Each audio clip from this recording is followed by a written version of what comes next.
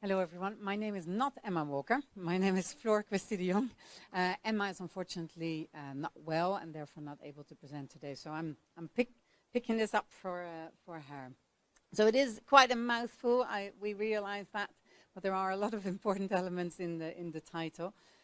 We are a large team. We are a team from 4 different universities. We work with a child health and wellbeing network in North East and North Cumbria, and a charity called Youth Focus in Middlesbrough, as well as with a film production company called Try Live. So we're trying to assess the feasibility and acceptability of an interactive film based on particular outcomes, resilience, mental well-being and help-seeking attitudes in young people in 3 schools in the North East and North Cumbria. So a little bit about the background and rationale. We know that adolescence is actually a really, really challenging time, but also a really good time to try to prevent mental health issues from progressing or getting worse or arising in the first place. Particularly resilience seems to be a really important concept for young people, and resilience really is the ability to fire back from adversity. And school settings are a really key place to do that.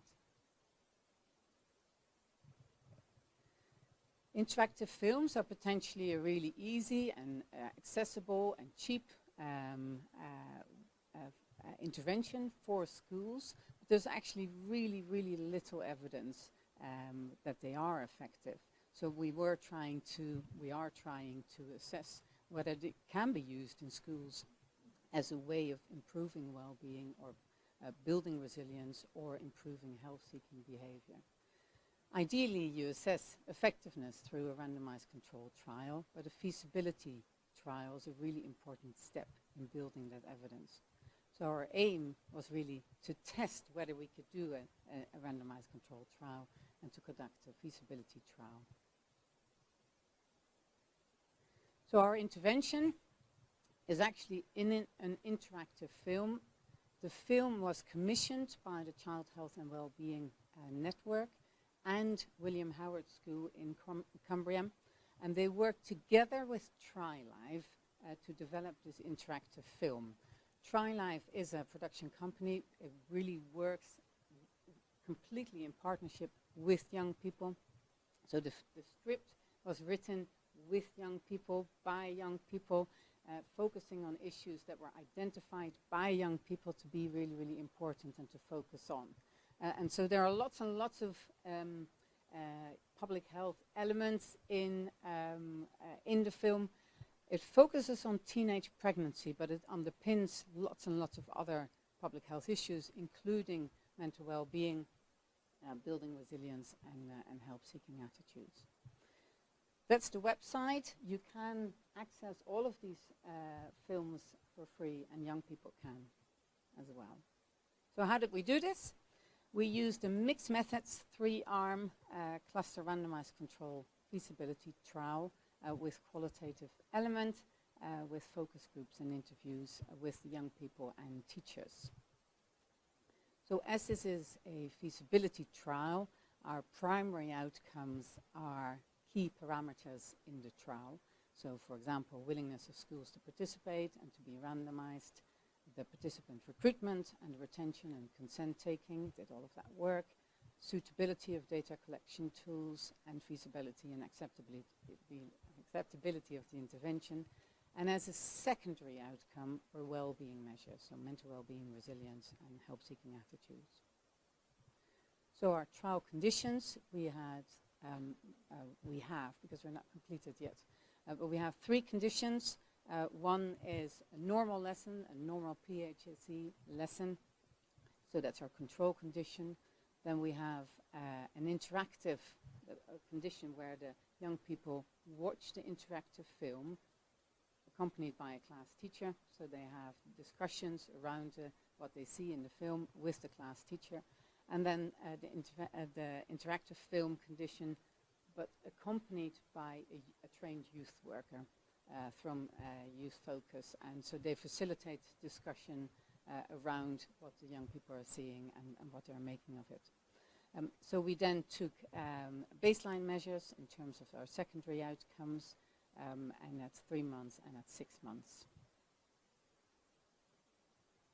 And these are our data collection tools, focused on mental well-being, resilience, and help-seeking attitudes. And we also conducted focus groups and interviews with teachers.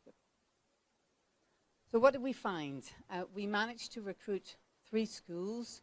The 3 schools are based in Newcastle, Durham, and Middlesbrough. Recruitment was done via the Child Health and Wellbeing Network. We directly contacted 7 schools, and in the end we had 3 that were willing to take part and were randomized. Here are some of the qualitative quotes from 2 of the teachers. One said, "It was fine to yes, I would take part again, I think, as long as schools see the value." And in this situation, the value was a topic, I think, was something very crucial and relevant in education at the moment. Participant recruitment, we try to recruit from each school 2 year 10 and year 12 classes. You can see here the numbers. I'm very sorry that they're very, very small. In total, we had 172 young people, sort of more or less equally divided by the 3 different schools. So the first lot there is the interactive film, then the interactive film with the youth work supporter, and then the control group. Participant retention is a little bit more tricky. So again, you see the 3 conditions: the interactive film with youth worker, and the control for year 10 on the left and for year 12 on the right. For year 10, in our intervention condition here, you can see that we haven't completed data collection yet.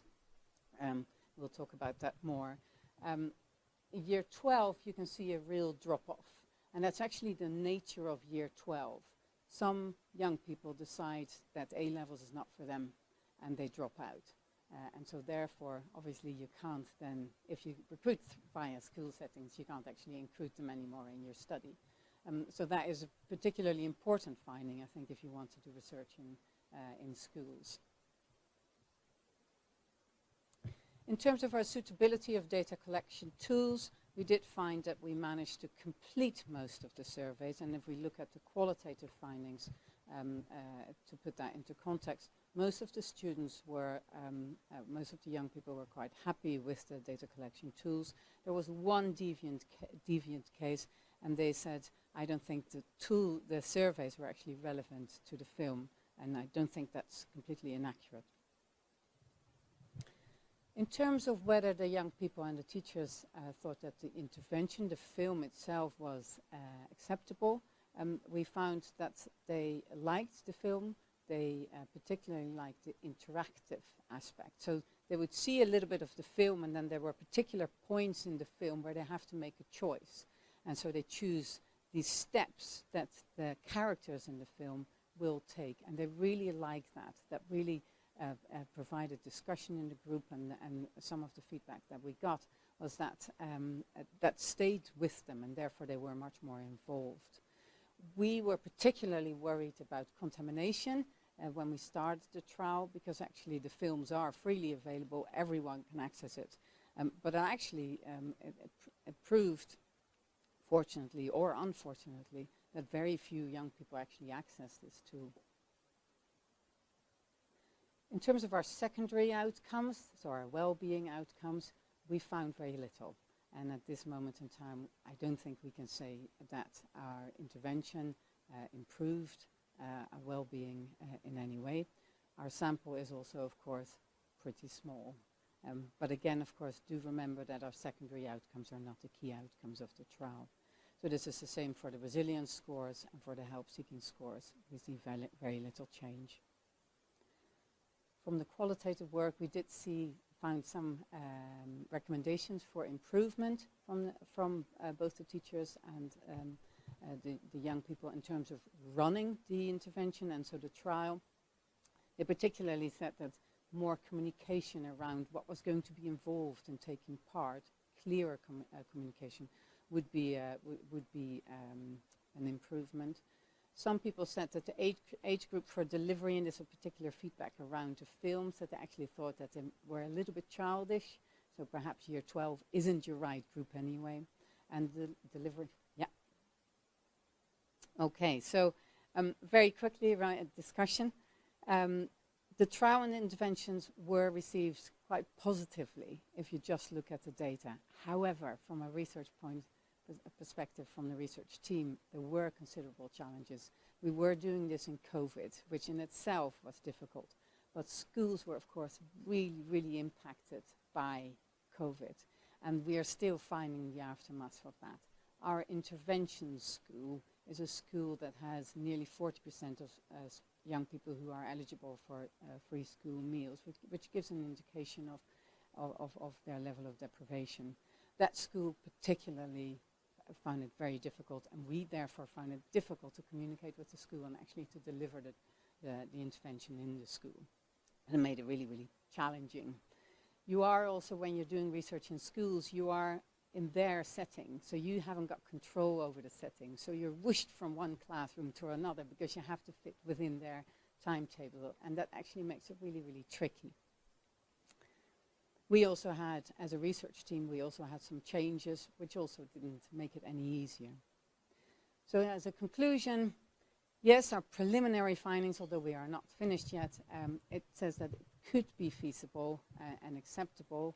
In reality, I think there are some considerable challenges that really would need to be addressed to go to a full trial. Our next steps are really to finish off our data collection and to continue our analysis and write up some meaningful results. Thank you very much.